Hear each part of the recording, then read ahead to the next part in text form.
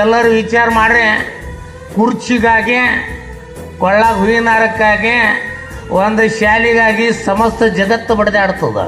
ಇವತ್ತೆಲ್ಲ ಮಾಡಿದ್ರು ಕೂಡ ನನಗೇನು ಬೇಡಲ್ಲ ಅಂತೇಳಿ ಒಬ್ಬ ಸಮಾಜ ಸೇವಕನಾಗ ದೂರ ನಿಂದಿರ್ತಾರಲ್ಲ ನಮ್ಮ ಊರು ಮಾಲಗೌಡರು. ಜನರ ಮನಸ್ಸಿನ ಪ್ರತಿಧ್ವನಿ, ಕನ್ನಡ ಕುಲದ ಕಣ್ಮಣಿ, ದೈವ ಗೆದ್ದ ಮುನಿ, ಜೀವ ಕಾಯೋದಣಿ, ಮಣ್ಣಿ ನಿನಗೆ ಚಿರಋಣಿ, ಯಮನ ತಡೆಯೋ ರಾಜನಿ, ಧರೆಗೆ ಒಲಿದ ಸೌಭಾಗ್ಯನಿ.